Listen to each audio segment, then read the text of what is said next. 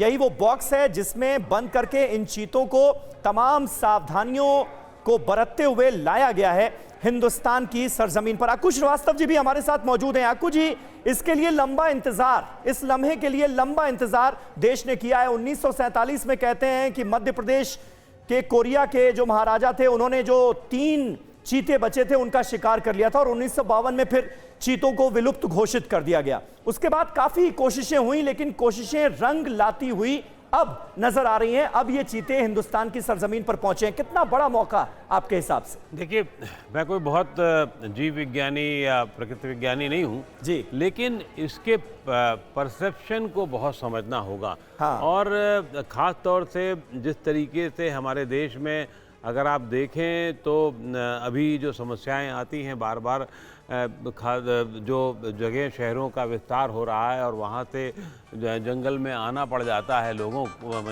इन जानवरों को, तो ऐसी स्थिति के बाद में अगर इनको सही जगह स्थापित किया जाता है तो वो बहुत बड़ा काम होगा। और चीतों का अगर अब इस देश की मैं दूसरे संकेतों में बात करना चाहूँगा कि 70 साल की बात हम लोग बहुत बार बार करते रहे, किस संदर्भ में करते रहे वो समझ लें आप। हाँ। उसको वो एक बड़ा बदलाव है।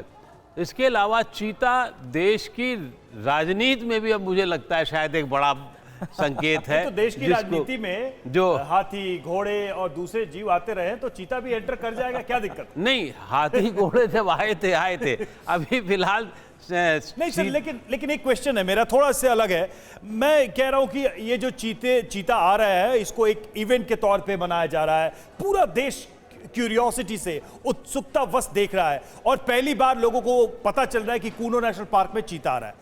क्या ये जो एक तरीके से एक एनवायरनमेंट बना है लोगों की जागरूकता के लिए, ये जरूरी चीज है? क्योंकि देखिए, अगर हम चीतों को ला देते, नेशनल पार्क में रख भी देते तो वो आ सकते थे, लेकिन इस तरीके से पूरे देश को इस बारे में जागरूक करना, मैं जहां तक समझ रहा हूं देश में ऐसे बहुत सारे लोग होंगे बड़ी संख्या में जिनको यह भी नहीं पता होगा कि देश में चीते नहीं थे 70 साल से। मैं आपको बताऊं, हमें अभी भी देश में 90% लोगों को चीता, तेंदुआ, शेर का अंतर भी शायद ना पता हो। शेर के अलावा बाकी जितनी भी कैट, तो एक तरीके से लोगों की जागरूकता बढ़ाने का काम है और बहुत बड़ा काम है। बच्चों के लिए एक उत्सुकता का जो मोबाइल और उससे है, उनमें एक उत्सुकता होगी जीव जंतुओं के प्रति, उनके संरक्षण के प्रति। ये अपने आप में बहुत बड़ी चीज़ है। ये देखने में बहुत आपको छोटी लग सकती है, आपको लग सकता है कि अरे ये तो बहुत छोटी सी बात है, 8 चीते आ गए, क्या फ़र्क पड़ रहा है, क्यों एक नेशनल इवेंट बनाया जा रहा है।